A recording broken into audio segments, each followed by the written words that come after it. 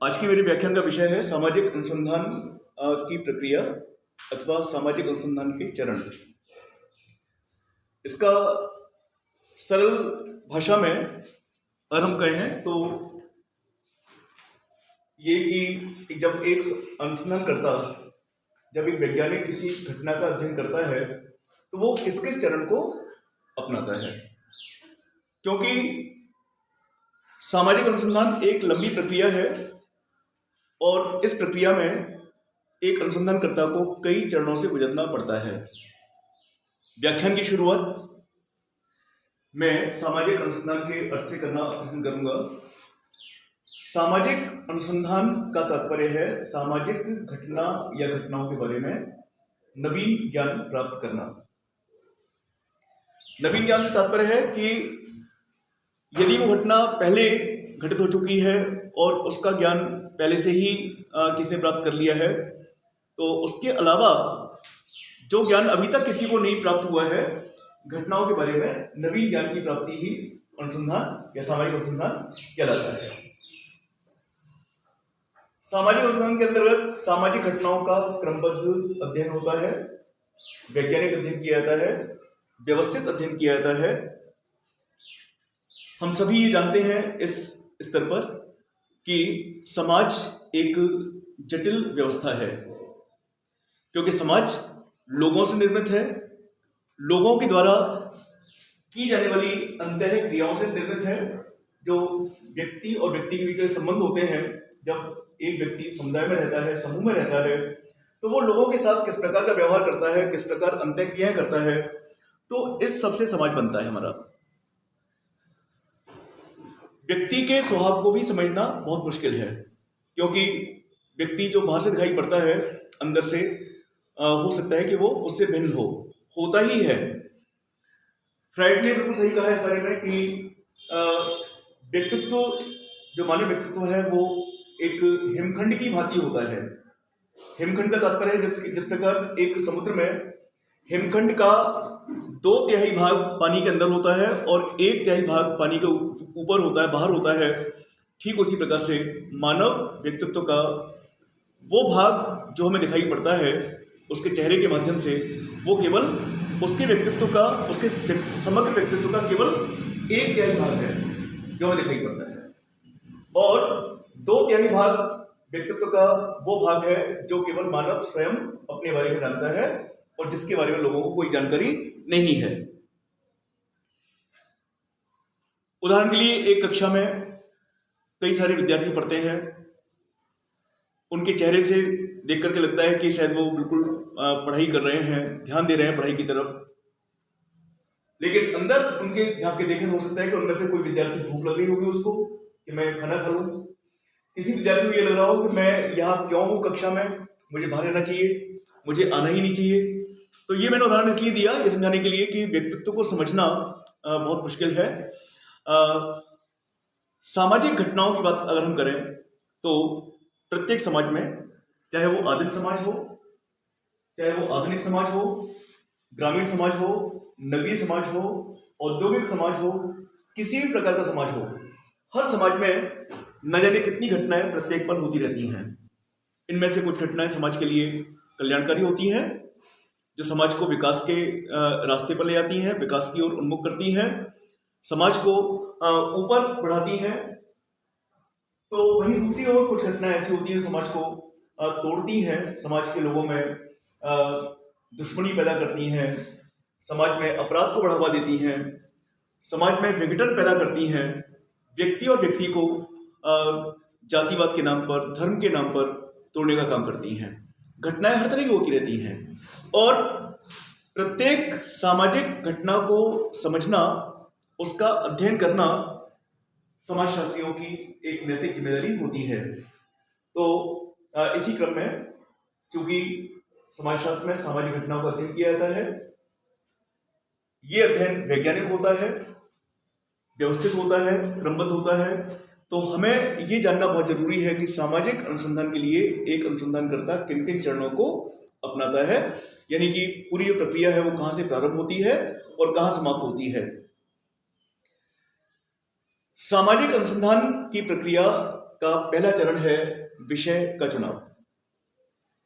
अर्थात इसका ये मतलब है कि जब एक अनुसंधानकर्ता, जब एक समाजशास्त्री, जब एक समाज वैज्ञानिक किसी भी सामाजिक घटना का अध्ययन करना चाहता है तो उसके सामने बहुत सारी घटनाएं होती हैं, उसके सामने बहुत सारी घटनाएं होती हैं।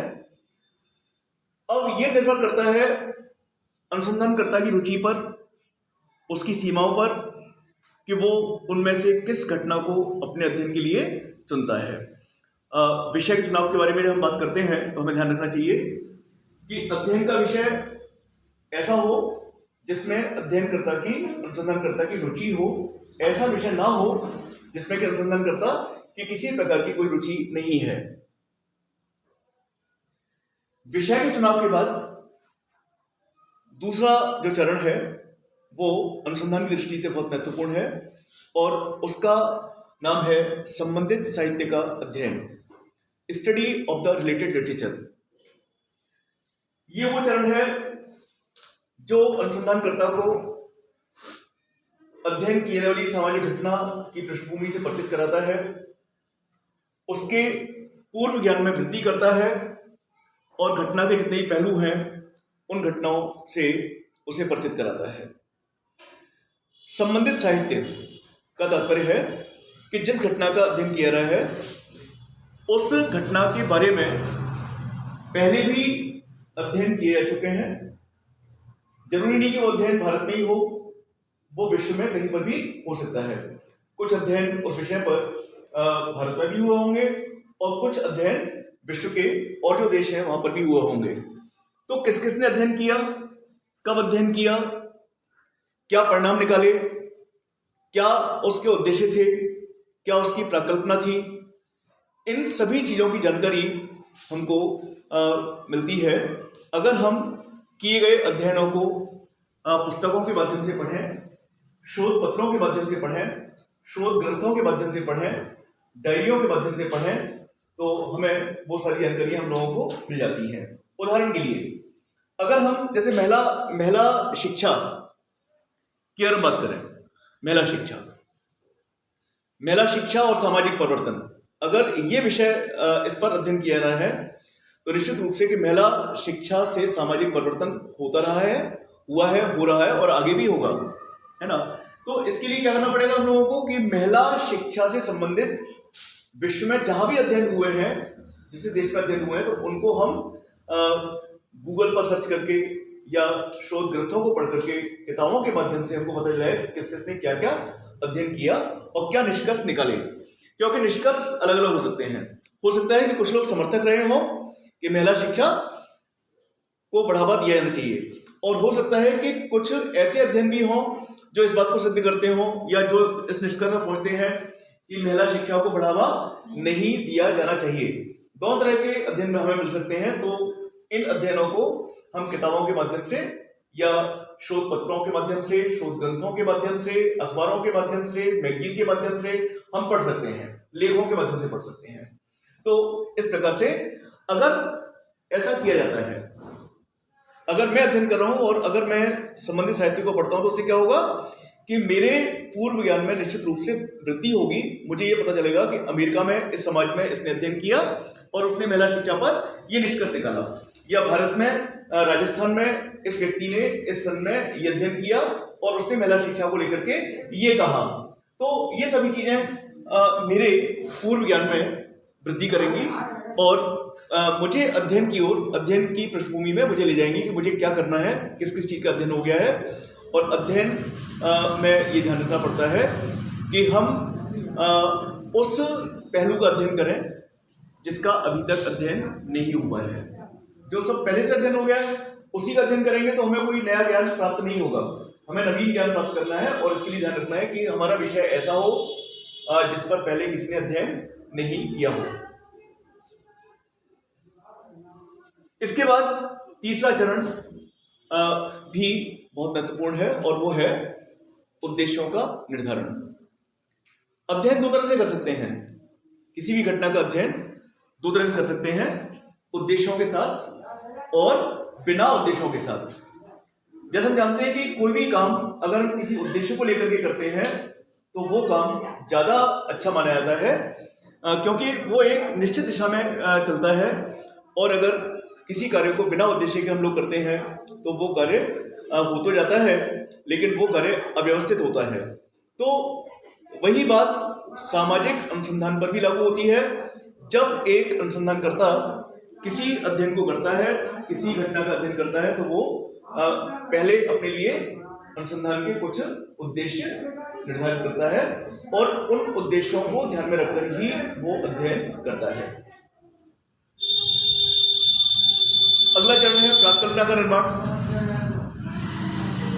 प्राकल्पना को इंग्लिश में हाइपोथेसिस कहते हैं और इसका मतलब होता है पूर्व अनुमान या काम चलाऊ अनुमान। पूर्व अनुमान या काम चलाऊ अनुमान। व्यवहारिक जीवन में हम देखते हैं कि जब हम कोई काम करते हैं, जब हम किसी काम को करने के लिए आगे बढ़ते हैं, तो उस काम को शुरू करने से पहले हमारे मन में उस काम को लेकर के बहुत सारे अनुमान होते हैं कि ऐसा हो सकता है, ये काम वहां ऐसे हो सकता है। तो क्या क्या हमारे मन में जो कल्पनाएं उठ रही हैं, जो क्या क्या हम हमारे मन में अनुमान आ रहे हैं, वो सभी हम प्राकल्पना कहते हैं।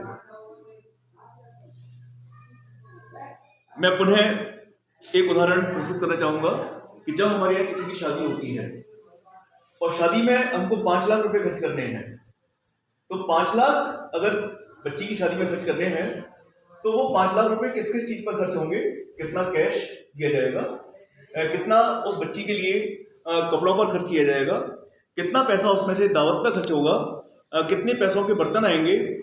तो इस प्रकार से, या सगाई में इतने पैसे होंगे खर्च किए जाएंगे, लगन में इतने पैसे खर्च किए जाएंगे, दरवाजे पर इतने खर्च किए जाएंगे। तो वो 5 लाख का एक रफ एस्टिमेट हम लोग लेके चलते हैं। तो इसी को हम प्राकल्पना कहते हैं। यही बात सामाजिक अनुसंधान पर लागू होती है कि जब हम सामाजिक अनुसंधान की ओर आगे बढ़ते हैं तो एक अनुमान हमारे मन में उठता है, या बहुत सारे अनुमान हमारे मन में उठते हैं अध्ययन क्षेत्र को लेकर के, इकाइयों को लेकर के, प्रविधियों को लेकर के। तो वो पूर्व अनुमान ही प्राकल्पना कहलाते हैं। तो सामाजिक अनुसंधान में प्राकल्पना का बहुत ज्यादा महत्व होता है और बिना प्राकल्पना के सामाजिक अनुसंधान एक दिशा से भटक जाता है। यदि हम चाहते हैं कि हमारा अनुसंधान कार्य, हमारा अध्ययन एक सही दिशा में चले और हमें उद्देश्यों की प्राप्ति हो, तो उसके लिए प्राकल्पना का निर्माण बहुत ज्यादा आवश्यक है। प्राकल्पना के बाद फिर अध्ययन पद्धति, हमारी शोध पद्धति क्या है। इसके अंतर्गत अध्ययन क्षेत्र का चुनाव, क्योंकि प्रत्येक घटना के अध्ययन के लिए हमको एक अध्ययन क्षेत्र का चुनाव करना पड़ता है। यह अध्ययन क्षेत्र भौगोलिक सीमाओं के आधार पर होता है। एक गली का भी अध्ययन कर सकते हैं हम लोग, एक क्लास का भी कर सकते हैं, एक मोहल्ले का भी कर सकते हैं, एक कॉलोनी का भी कर सकते हैं, एक जिले का कर सकते हैं, एक तहसील का कर सकते हैं, एक राज्य का कर सकते हैं, 5 राज्यों का कर सकते हैं। ये हमारी सीमाएं हमें कहां तक अलाउ करती हैं। तो उसी प्रकार हमको अध्ययन क्षेत्र का चुनाव करना पड़ता है। अध्ययन क्षेत्र के बाद सूचनादाताओं की संख्या कितनी होगी, क्योंकि पूरा विश्व में तो बहुत सारे लोग हैं और सभी लोगों का अध्ययन करना हमारे लिए संभव नहीं है।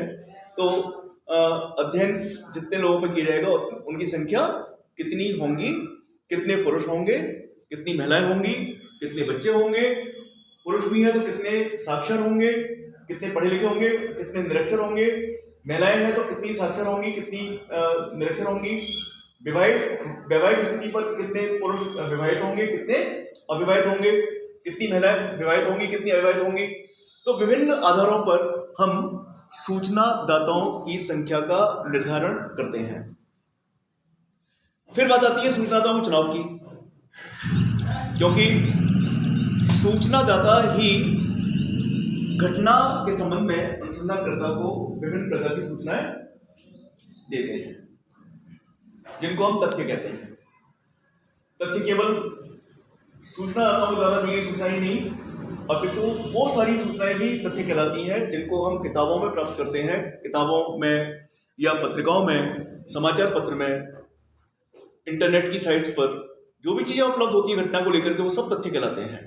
तो सूचनादाताओं का सामाजिक अनुसंधान में बहुत बड़ा रोल होता है, क्योंकि वो अनुसंधानकर्ता को घटना के बारे में बहुत सारी सूचनाएं देते हैं। तो सूचनादाताओं की संख्या कितनी है ये हमें पता करना है, और उनका चुनाव कैसे होगा इसके लिए भी एक निदर्शन पद्धति होती है, सैंपलिंग। निदर्शन हिंदी में कहते हैं और इंग्लिश में सैंपलिंग कहते हैं। पहले हम सैंपलिंग को समझे। सैंपलिंग क्या होती है? एक उदाहरण के माध्यम से, जैसे दूध वाला हमारे यहाँ दूध लेके आता है, दूध में कितना असली दूध है और कितना उसमें पानी है, तो उसके लिए क्या करते हैं हम लोग? उसके लिए उसकी सैंपलिंग ली जाती है। और सैंपलिंग कैसे? कि पूरे दूध में से थोड़ा सा दूध लेकर के उसकी जांच की जाती है, और अगर जो जितनी क्वांटिटी में हमने वो दूध लिया है, अगर उसमें 30% पानी है, 70% दूध है, तो हम ये कहेंगे कि जो दूध वाले के पास जितना भी दूध है पूरा, उसमें 30% तो पानी है और 70% दूध है। तो वही बात सूचनादाताओं पर होती है कि सैंपलिंग के माध्यम से, उदाहरण के लिए कि किसी गांव में 500 लोग रहते हैं और हमें 100 लोग लेने हैं 500 में से, तो हम क्या करेंगे कि 500 में से 100 लोगों को छांट लेंगे। अब 100 लोग कौन से होंगे, इसके लिए भी 2 तरीके हैं। निदर्शन के 2 प्रकार होते हैं, वो ये ध्यान रखेंगे। एक तो है स्तरित निदर्शन और एक होता है दैव निदर्शन। स्तरित का मतलब है कि हमने सूचनादाताओं को स्तर के आधार पर पहले से ही छांट लिया कि हमें केवल 100 लोग लेने हैं, 50 पुरुष और 50 महिलाएं। जो 50 पुरुष हैं उनमें से 25 पुरुष विवाहित, 25 अविवाहित। शिक्षा के आधार पर बात करें तो 25 शिक्षित और 25 अशिक्षित। उसी प्रकार महिलाओं का हम वर्गीकरण कर लेते हैं।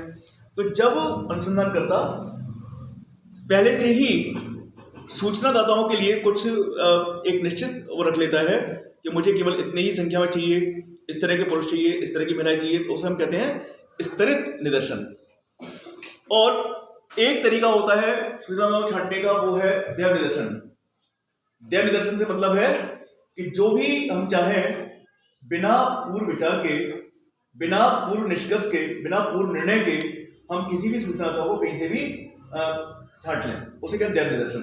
जैसे 500 में से अगर मैं अध्ययन कर रहा हूं और मुझे 500 लोग मिले, 500 में 100 छांटने हैं मुझे दैव निदर्शन से, तो हो सकता है कि वो 100 लोग पहले वाले 100 हैं वो मुझे पुरुष ही मिल जाए सब, तो मुझे महिलाओं की तरफ बढ़नी नहीं पड़े। हो सकता है कि पहले 100 जो है उनमें महिला हों, तो मुझे पुरुष की तरफ नहीं बढ़ना पड़े। हो सकता है कि 30 पुरुष मिले, 70 महिला मिल जाए, या 70 पुरुष मिले, 30 महिला मिल जाए। तो इस प्रकार से उसे हम कहते हैं दैव निदर्शन। तो मैं पुनः बता दूं कि सूचनादाताओं का जो चुनाव किया जाता है तो उसमें स्तरित निदर्शन के माध्यम से या फिर दैव निदर्शन के माध्यम से। स्तरित निदर्शन में अनुसंधानकर्ता पहले से ही कुछ मानदंड तय कर लेता है सूचनादाताओं को लेकर के, उनकी आयु के आधार पर, उनकी शिक्षा के आधार पर, वैवाहिक स्थिति के आधार पर, या ग्रामीण और नगरीय पृष्ठभूमि है उसके आधार पर, आय के स्तर के आधार पर। तो वो इन आधारों पर वो सूचनादाताओं का चुनाव करता है। जबकि दैव निदर्शन में किसी भी प्रकार का कोई भी पूर्व आधार नहीं होता, कोई आधार नहीं, बल्कि कोई भी जो लोग होते हैं उनमें से कोई भी 100 हो सकते हैं, या उनमें से कोई से भी 200 हो सकते हैं, जितने लोग हम ले रहे हैं। तो इस प्रकार से हम उनका चुनाव करते हैं। फिर जो प्राथमिक तथ्य हैं उनको हम किस प्रकार संकलित करेंगे? जैसा हम जानते हैं कि सामाजिक अनुसंधान में 2 प्रकार के तथ्य होते हैं। तथ्य का मतलब सूचनाएं, जानकारियां। अध्ययन की जाने वाली घटना के बारे में जो भी हमें सूचनाएं प्राप्त हो रही हैं, सूचनादाताओं से मिल रही हैं, वो भी तथ्य हैं। और पुस्तकों में जो सूचनाएं मिल रही है वो भी तथ्य हैं। पत्रिकाओं में मिल रही है वो भी तथ्य हैं। डायरी मिल रही है वो भी तथ्य हैं। इंटरनेट की साइट्स पर जो सूचनाएं मिल रही है वो भी तथ्य हैं। तो सूचनाएं, जो घटना के बारे में जो सूचनाएं हैं वो तथ्य कहलाती हैं। और तथ्य 2 प्रकार के होते हैं, प्राथमिक तथ्य और द्वितीयक तथ्य। प्राथमिक तथ्य वो तथ्य हैं, वो सूचनाएं हैं जो किसी अनुसंधानकर्ता के द्वारा पहली बार प्राप्त की जाती हैं, पहली बार संकलित की जाती हैं, और पहली बार ही जिनका प्रयोग अनुसंधान कार्य में किया जाना है, ये प्राथमिक तथ्य है। ये बिल्कुल नई सूचनाएं होती हैं, नए तथ्य होते हैं, नवीन होते हैं, मौलिक होते हैं। ये पूर्व में किसी को ज्ञात भी नहीं होते, किसी को उनकी जानकारी भी नहीं है उस सूचना के बारे में। पूरी तरह से जो नवीन सूचना होती है, नवीन तथ्य जो होते हैं, उनको हम प्राथमिक तथ्य कहते हैं। द्वितीय तथ्य वो तथ्य होते हैं जिनको किसी एक या एक से अधिक अनुसंधानकर्ताओं के द्वारा पूर्व में ही जिनको संकलित किया जा चुका है, जो अभिलेख के रूप में, पत्रिकाओं के रूप में, शोध पत्र के रूप में, डायरी के रूप में, पांडुलिपि के रूप में जो पहले से ही मौजूद है, प्रकाशित या प्रकाशित दोनों तरह के हो सकते हैं ये, तो वो हमारे द्वितीय तथ्य कहलाते हैं। उन्हें मैं रिपीट करूं, प्राथमिक तथ्य बिल्कुल नवीन होते हैं, मौलिक होते हैं, पहली बार जिनका प्रयोग हो रहा है, ये किसी को पहले की ज्ञात भी नहीं है, न ये प्रकाशित है, ना कहीं इनका उल्लेख है। ये वो बिल्कुल पूरी तरह से नवीन सूचनाएं होती है घटना के बारे में, वो प्राथमिक तथ्य कहलाती हैं। और द्वितीय तथ्य कौन से होते हैं? जो पहले से ही लोगों को ज्ञात हैं, जिनको पहले से ही जिनको खोजा जा चुका है, जिनका प्रयोग कम से कम एक अनुसंधान कार्य में पहले ही किया जा चुका है, और जिनका प्रयोग कम से कम दूसरी बार किया जा रहा है। तो पहले किसने किया? हो सकता है पहली बार 10 साल पहले किया हो, या कल किया हो, या 50 साल पहले किया हो, लेकिन जिनका दूसरी बार प्रयोग हो रहा है तो वो द्वितीय तथ्य कहलाते हैं। तो यहां बात करें तथ्य संकलन यानी प्राथमिक तथ्यों के संकलन की कौन कौन सी प्रविधियां हमारे हित में हैं, या प्राथमिक तथ्य हमें संकलित करने पड़ते हैं, सूचनादाताओं से हमें सूचनाएं प्राप्त करनी पड़ती हैं। सामाजिक अनुसंधान में कई सारी प्रविधियां हैं, उनमें प्रमुख रूप से अनुसूची, प्रश्नावली, साक्षात्कार, वैयक्तिक अध्ययन पद्धति, ये प्रचलित पद्धतियां हैं। बहुत संक्षेप में मैं यह बताऊंगा। अनुसूची का तात्पर्य है प्रश्नों की सूची। अनुसूची का तात्पर्य है प्रश्नों की सूची होती है। ये प्रश्नों का निर्माण इस सूची में अनुसंधानकर्ता के द्वारा स्वयं किया जाता है। अनुसूची छपी हुई होती है, और जितने सूचनादाता होते हैं उन सब के लिए एक अलग अलग अनुसूचियां होती हैं। प्रत्येक अनुसूची में प्रश्नों का क्रम समान रहता है। 1 नंबर पर जो प्रश्न है वो सभी, जैसे 100 लोग हैं, 100 लोगों का हमें अध्ययन करना है, तो पहला प्रश्न 100 में सबके लिए वही वाला होगा, दूसरा प्रश्न भी वही होगा, यानी कि एक जैसी ही 100 अनुसूचियां हमारे पास होंगी। तो अनुसूची के बारे में पहली बात, ये प्रश्नों की सूची होती है। प्रश्नों का निर्माण अनुसंधानकर्ता के द्वारा अपने उद्देश्यों को ध्यान में रख करके किया जाता है। प्रश्न अनुसंधानकर्ता ही बनाता है इसमें, और अनुसूची को अध्ययन क्षेत्र में अनुसंधानकर्ता के द्वारा सूचनादाताओं के सामने भरा जाता है। अनुसूची को कौन भरता है? अनुसंधानकर्ता, यानी जो अध्ययन कर रहा है वो व्यक्ति स्वयं अनुसूची को भरता है। यदि मुझे अध्ययन करना है तो अनुसूची को मेरे द्वारा ही भराया जाएगा। कहाँ भराया जाएगा? उस अध्ययन क्षेत्र में जाकर के जो अध्ययन क्षेत्र मैंने चुना है, और अध्ययन क्षेत्र में जिन लोगों को मैंने चुना है सूचनादाता के रूप में, उन सूचनादाताओं से मिलकर मैं उन लोगों से मिलूंगा, व्यक्तिगत संपर्क करूंगा, उनसे बातचीत करूंगा, एक एक प्रश्न उनको पढ़ के सुनाऊंगा, और प्रश्नों का उत्तर वो मुझे देंगे। प्रश्नों का उत्तर ध्यान रखें हम लोग, अनुसूची में प्रश्न के नीचे ही संभावित उत्तर दे रखे होते हैं, वैकल्पिक उत्तर दे रखे होते हैं। एक प्रश्न की 4 उत्तर, 5, 6 जैसे चाहे।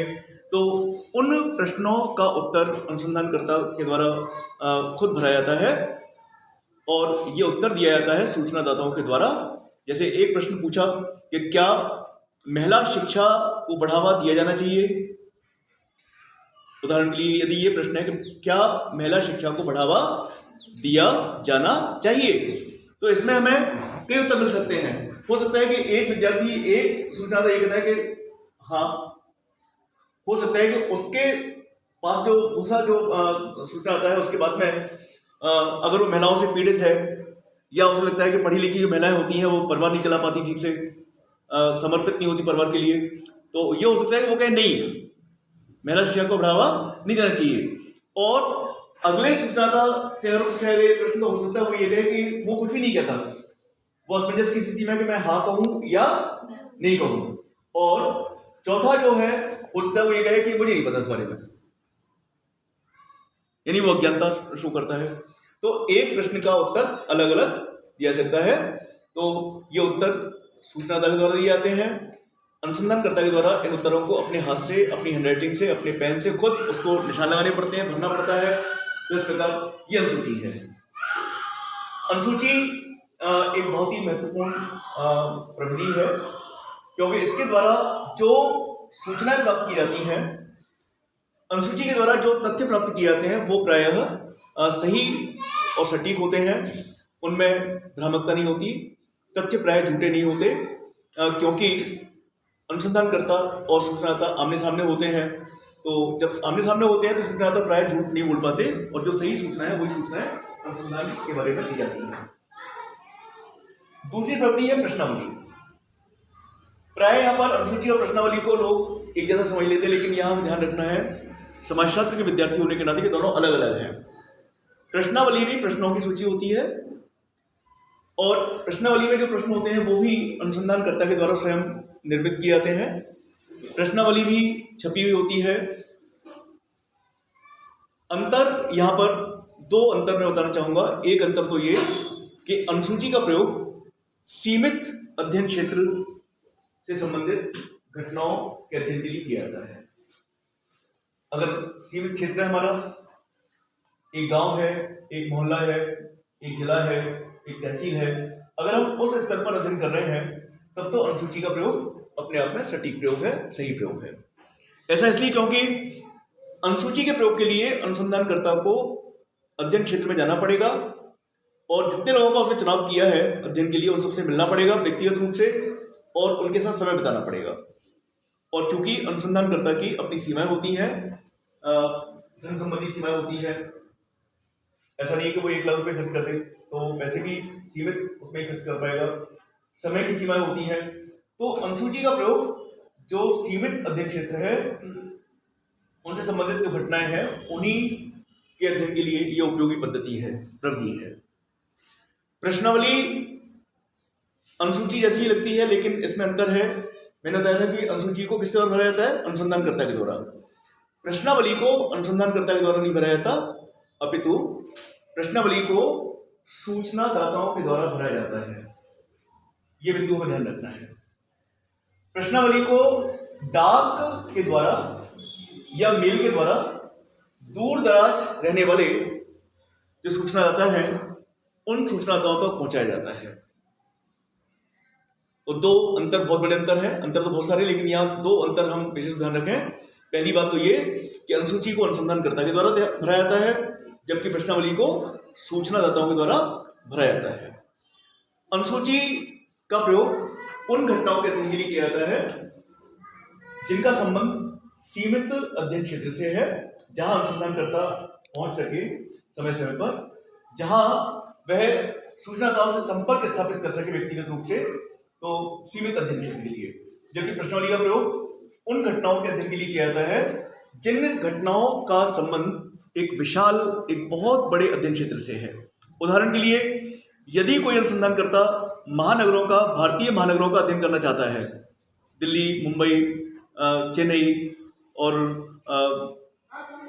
कलकत्ता, है ना, इन 4 का अध्ययन करना चाहता है, और रहने वाला वो राजस्थान में जयपुर का है, तो उस स्थिति में उसके पास इतना पैसा नहीं है कि वो 1 साल कलकत्ता रह करके आए, 1 साल चेन्नई में रह करके आए, 1 साल दिल्ली में रहे, 1 साल मुंबई में रहे, क्योंकि धन का बहुत ज्यादा उस पर दबाव पड़ेगा उस स्थिति में। तो वो चाहेगा कि वो घर बैठ करके ही, जयपुर में रह करके ही वो अध्ययन करे, वो कर ले, किसी उस घटना के अध्ययन को कर ले।